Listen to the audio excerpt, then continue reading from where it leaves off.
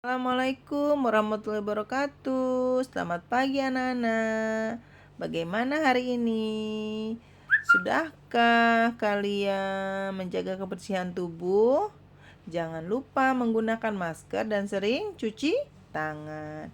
Kita doakan semoga pandemi COVID ini segera berakhir ya, sehingga kita bertatap muka di kelas, belajar bersama teman-teman.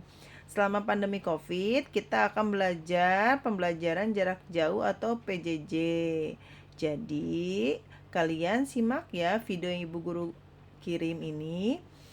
Sudah siap bukunya? Kita siapkan tema 1, judulnya Indahnya Kebersamaan. Kita lihat yuk bukunya, kita buka.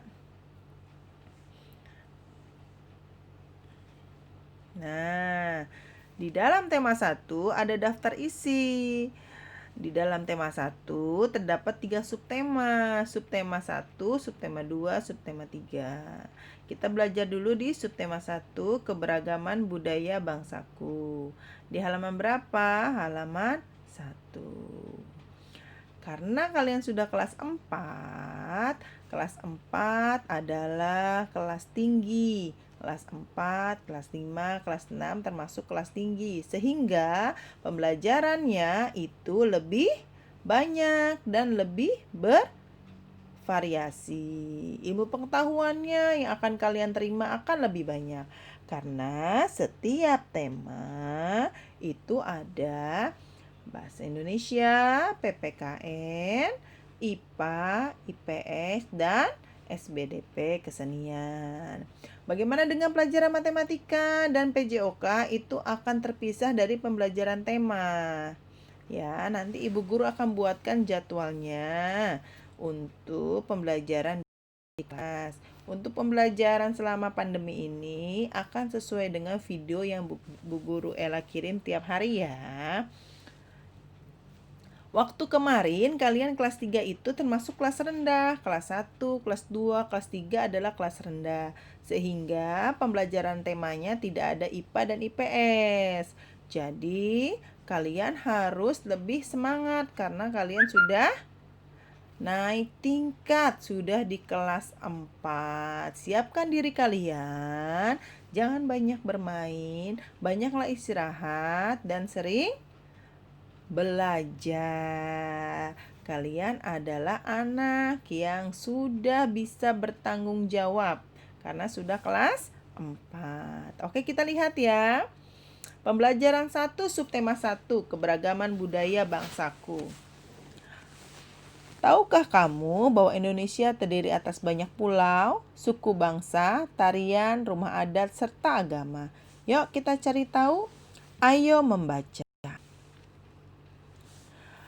Bacalah teks berikut dengan suara lantang. Dengan suara lantang, kalian akan belajar percaya diri dan intonasi. Lihat tanda bacanya. Bacalah bacaan teks tersebut di depan anggota keluarga kalian. Di situ ada judul. Judulnya apa ya? Judul itu adanya di atas. Oke, apa judulnya, Nak? Pawai budaya, benar sekali. Lalu ada paragraf. Coba sebelum dibaca kita hitung dulu yuk paragrafnya yuk. Setiap paragraf ada kalimat yang menjorok ke dalam. Kita hitung yuk yang menjorok ke dalam ada berapa? 1, 2, 3, 4, 5. Benar, ada 5 paragraf. Oke. Setiap paragraf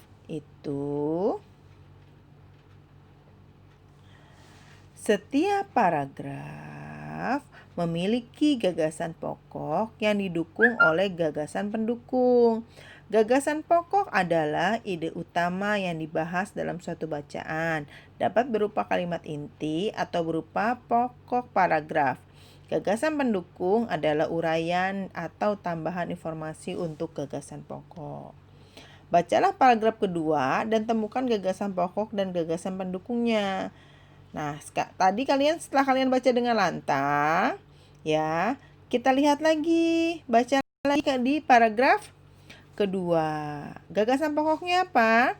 Gagasan pokoknya tadi dikatakan ada di awal kalimat. Jadi apa tuh?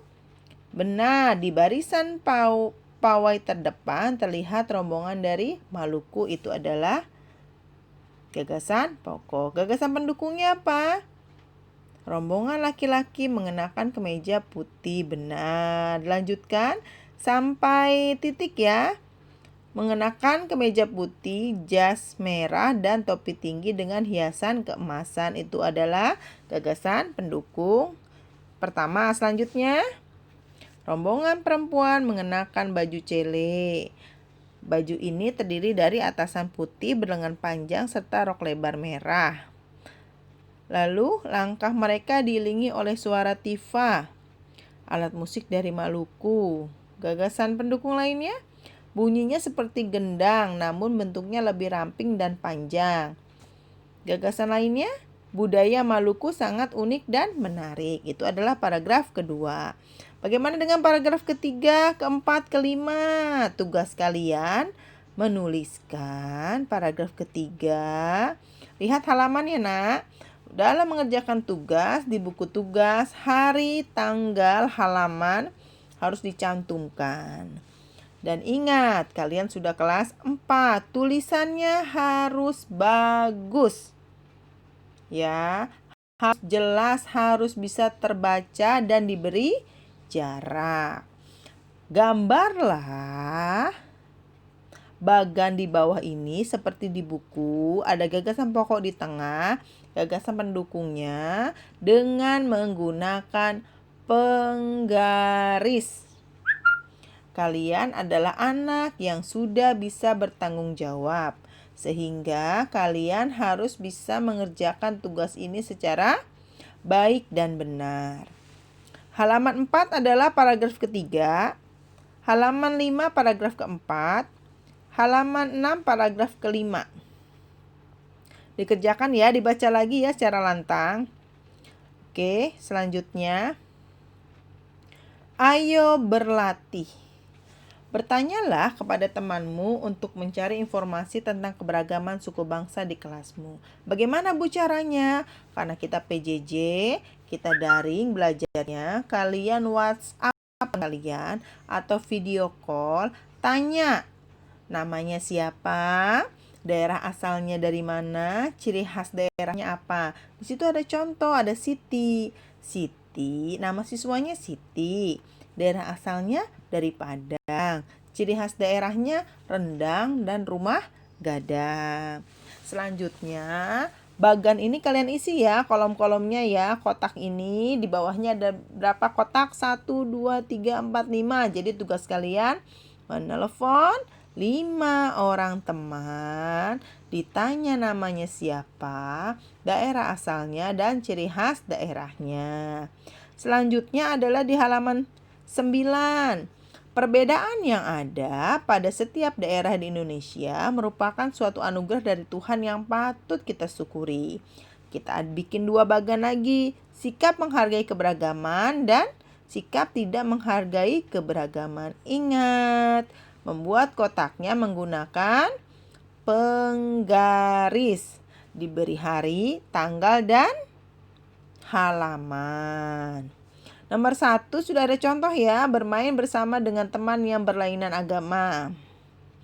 Sikap tidak menghargai keberagamannya ada contoh juga, bermain hanya dengan teman yang satu suku bangsa.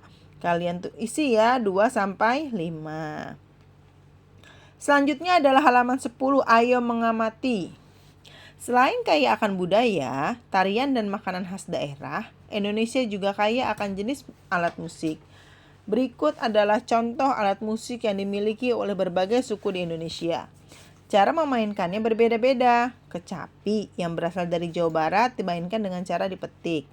Angklung yang berasal dari Jawa Barat dimainkan dengan cara digoyangkan. Saluang yang berasal dari Sumatera Barat dimainkan dengan cara ditiup. Kendang yang berasal dari Jawa Barat dan tifa dari Papua dimainkan dengan cara dipukul. Tuh ada gambar-gambarnya, halaman 10. Halaman 11 kalian isi. Ya, tulis nama-nama alat musiknya daerah asalnya dan cara memainkan dan cara menghasilkan bunyi. Contohnya, nomor 1 alat musiknya adalah suling. Daerah asalnya dari Jawa Barat. Cara memainkannya, alat tersebut dimainkan dengan cara ditiup sehingga menimbulkan getaran udara dalam suling. Getaran tersebut menghasilkan bunyi.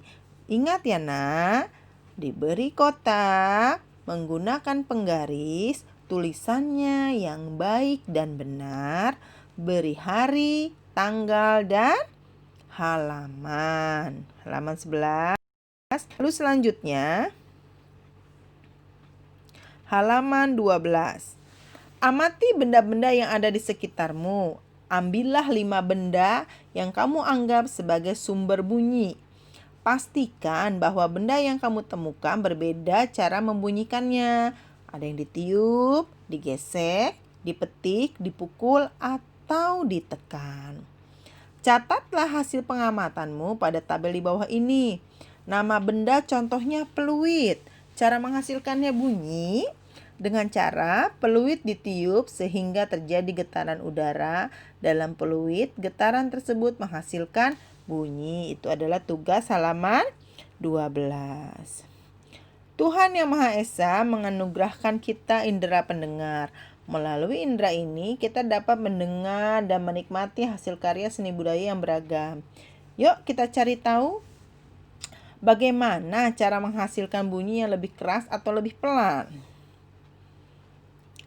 Segala macam bentuk bunyi berasal dari benda yang bergetar. Getaran dari suatu benda akan mengakibatkan udara di sekitarnya bergetar. Getaran tersebut menimbulkan gelombang bunyi di udara. Benda-benda yang bergetar dan menghasilkan bunyi disebut sumber bunyi. Bunyi dapat merambat melalui benda padat, cair, dan gas. Akan tetapi, bunyi tidak dapat merambat pada ruang hampa. Ayo mencoba. Nah, kalian coba ya di rumah jika ada barang botol, sendok, ember, dan tutup panci. Usahakan agar bunyi yang dihasilkan enak didengar. Ajak ya anggota keluargamu. Bunyikan botol, ting, sendok, ember, dan tutup panci. Apakah bunyi yang dihasilkan dari benda-benda itu sudah enak didengar? Mengapa? Dijawab ya. Apa yang dapat kalian lakukan dalam sebuah kelompok sehingga alat-alat yang kalian mainkan menghasilkan bunyi? Ketiga, bagaimana caramu dan anggota kelompokmu bekerja sama agar alat yang beragam itu menghasilkan bunyi yang enak didengar? Nah, itu kalian isi ya. Dalam kehidupan sehari-hari, banyak perbedaan yang kita temui. Mulai dari perbedaan agama, suku, ras, hingga warna kulit. Sebagaimana halnya sebuah permainan musik yang terdiri atas berbagai alat, kehidupan nyata yang penuh dengan perbedaan pun dapat berdampingan dengan baik. Asalkan setiap orang dapat saling menghargai keberagaman. Menghargai perbedaan akan memperkuat persatuan dan kesatuan. Semua orang harus hidup rukun meskipun memiliki perbedaan. Ayo renungkan. Apa yang kalian pelajari dari kegiatan hari ini? Coba kalian renungkan. Apa yang akan kamu lakukan untuk menghargai perbedaan di sekitarmu? Setelah kalian renungkan, kalian ajak kerjasama dengan orang tua. Mintalah orang tuamu menceritakan pengamalannya menghargai perbedaan di lingkungan sekitar rumah. Lalu tuliskan di buku tugasmu. Jadi tugasnya itu selesai sampai pembelajaran 1. Setiap hari 1 pembelajaran. Semangat ya anak-anak, Bu Guru tunggu tugasnya hari ini. Wassalamualaikum warahmatullahi wabarakatuh.